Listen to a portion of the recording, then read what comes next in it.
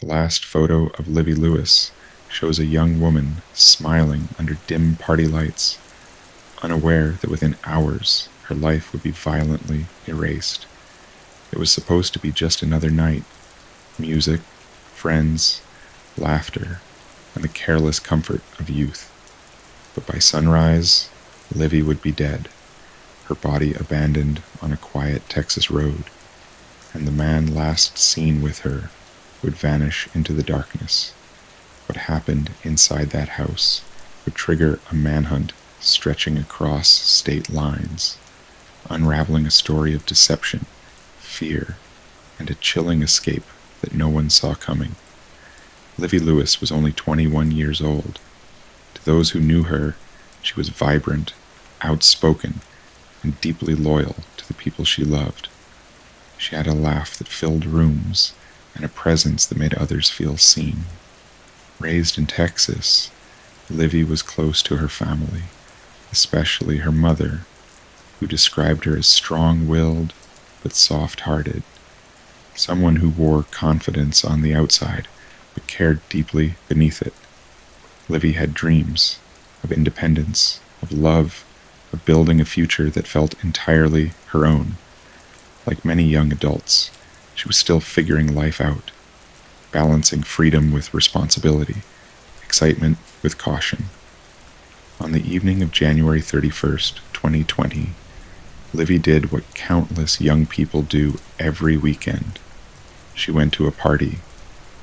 The gathering took place at a house in Waco, Texas. It wasn't anything unusual, just a group of friends and acquaintances drinking, talking, and letting the night stretch longer than planned. The music was loud, the atmosphere loose, and alcohol flowed freely. Among the guests was a man named Matthew Edgar. To some at the party, he was just another face in the crowd.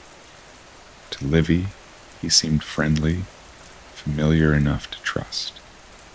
There was no visible argument, no dramatic confrontation, nothing that suggested this night would end in bloodshed. As the hours passed, the party thinned out. One by one, people left, heading home or moving on to other places. Eventually, only a handful of people remained inside the house. Sometime in the early morning hours, Livy was last seen leaving with Matthew Edgar. It was a small detail at the time, barely worth noting. No one imagined it would become the most important clue of the entire case. That was the last time Livy Lewis was seen alive. When morning came and Livy didn't return home, concern quickly turned to panic. Her phone went unanswered. Messages were left unread. For someone as social and responsive as Livy, the silence felt wrong, deeply wrong. Her family reported her missing, hoping against hope that there was a simple explanation, that she had crashed at a friend's place or lost her phone. But deep down, they feared something terrible had happened. Their worst fears were confirmed later that day. Livy's body was discovered on a rural road outside Waco. She had been shot. Her life ended alone, far from the party that had started the night. The scene was haunting in its simplicity. No dramatic chaos, no immediate answers, just a young woman left behind in the cold stillness of Texas countryside. Investigators quickly determined this was no accident. Livy Lewis had been murdered. As detectives began piecing together Livy's final hours, attention returned to the party. Who had been there? Who had seen her last? And why had she left with Matthew Edgar? At first, there were more questions than answers. Witnesses described the night as mostly uneventful. No one recalled a heated argument between Livy and anyone else. There were no obvious signs of danger, but as investigators dug deeper, inconsistencies began to emerge. Stories didn't line up perfectly, timelines shifted, and one name kept resurfacing: Matthew Edgar. Police attempted to locate him for questioning, but Matthew Edgar was nowhere to be found. Almost immediately, the case took a darker turn. Edgar's disappearance wasn't subtle. He hadn't simply missed a call or left town for the weekend. His phone was off. His social media went silent. He stopped showing up to work. It was as if he had evaporated overnight. To seasoned investigators, this wasn't the behavior of an innocent man caught off guard. It was the behavior of someone running. As law enforcement expanded their search, they learned more about Edgar's past. He wasn't a stranger to trouble. While not a household name, his history raised red flags. Patterns of instability, impulsive behavior, and an ability to disappear when pressure mounted. The more detectives uncovered, the clearer it became that this was no random act of violence. Whatever had happened after Livy left that party had spiraled out of control, and Matthew Edgar knew it. Meanwhile, Livy's family was left drowning in grief and unanswered questions. They replayed her last night again and again, wondering if there had been a moment when things could have gone differently. A decision not to leave. A phone call made too late. A warning sign missed. For them, the party wasn't just a memory. It was the point where time split into before and after. As news of Livy's murder spread, the community was shaken. Friends struggled to reconcile the image of a joyful night with its brutal ending. How could a place filled with laughter become the starting point of a homicide investigation? How could someone walk away from a party and never come back? For investigators, the case now had two urgent priorities: uncover what truly happened in the hours after Livy left the house, and find Matthew Edgar before he disappeared for good.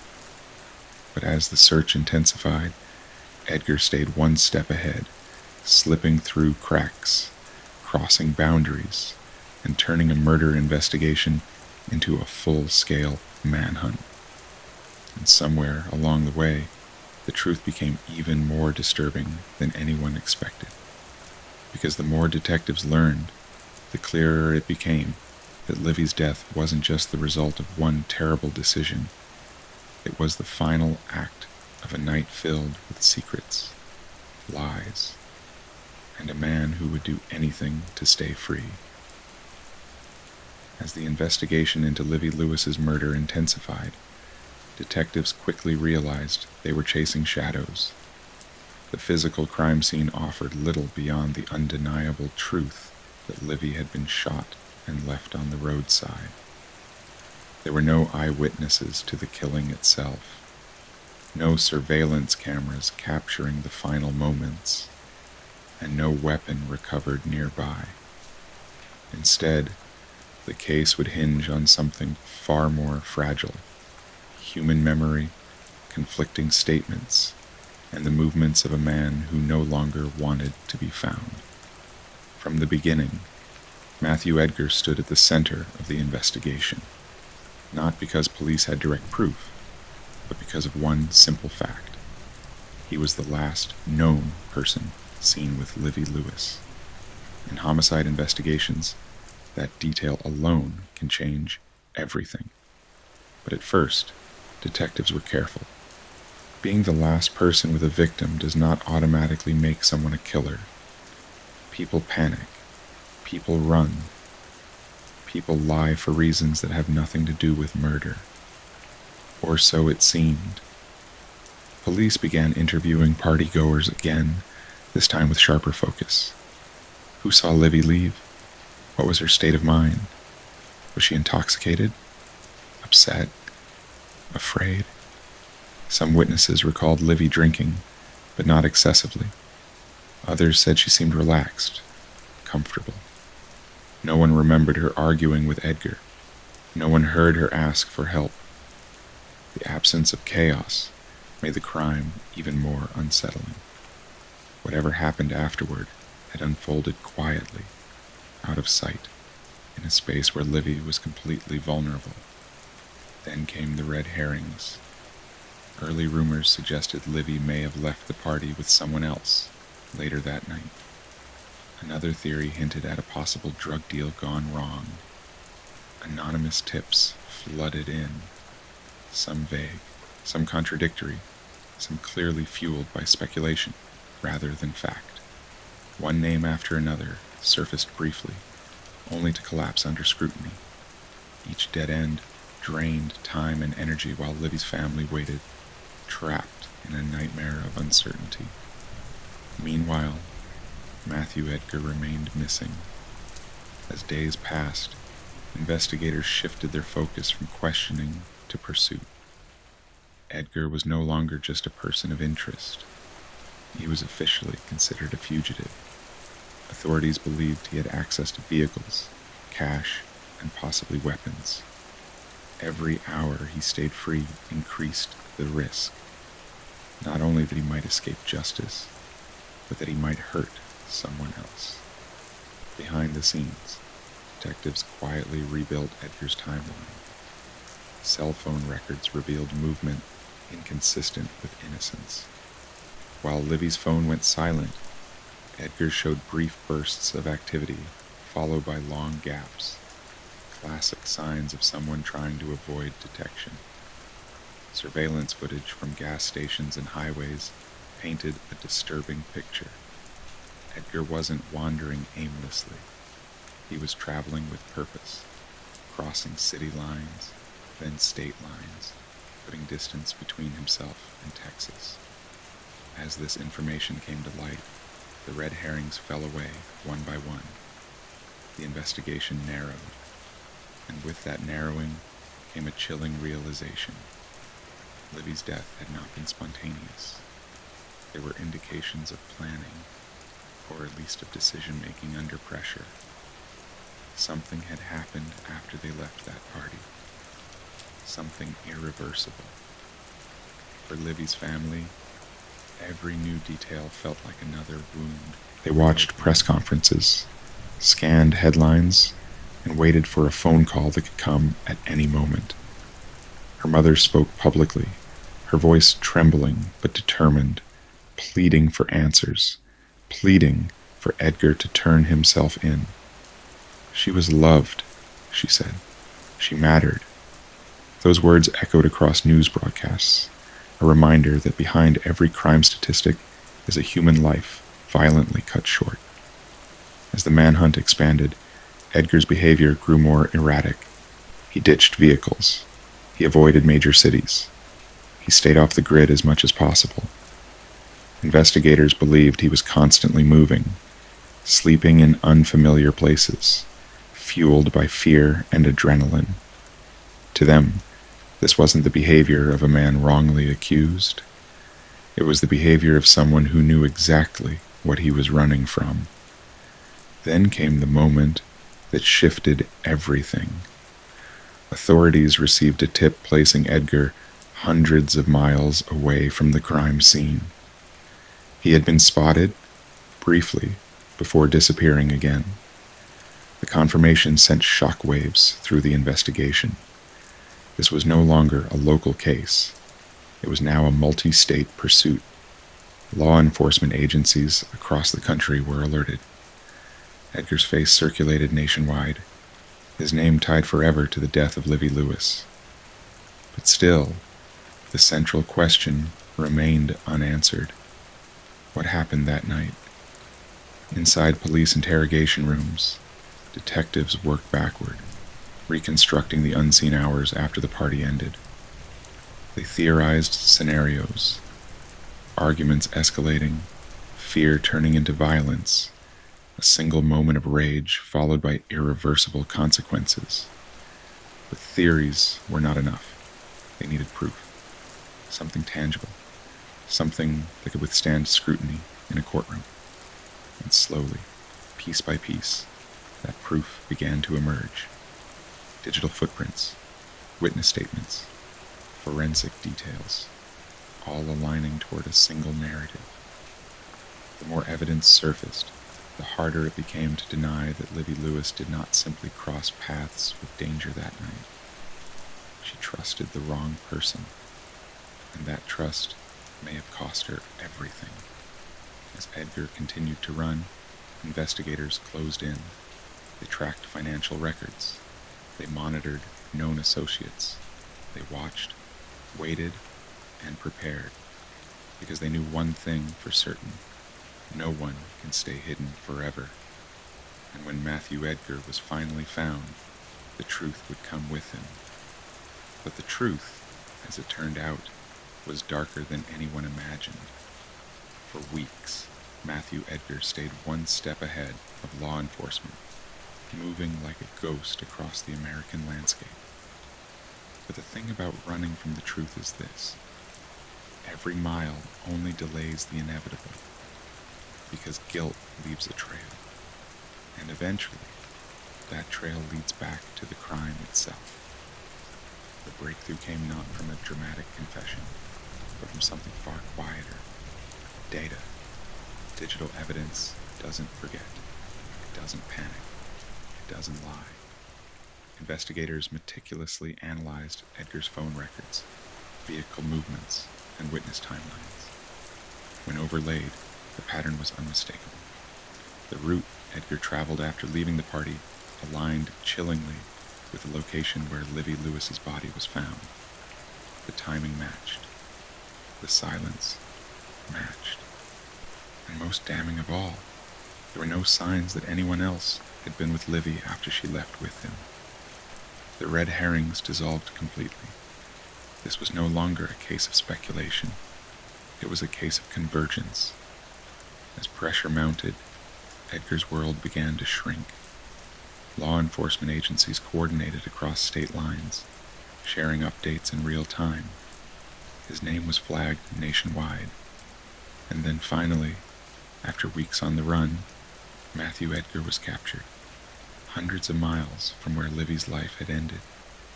The manhunt was over. When Edgar was taken into custody, there was no dramatic resistance, no final escape attempt. Just a man exhausted by fear, cornered by evidence, and stripped of the illusion that he could outrun justice. For Livy's family, the news brought a moment of relief, but not peace.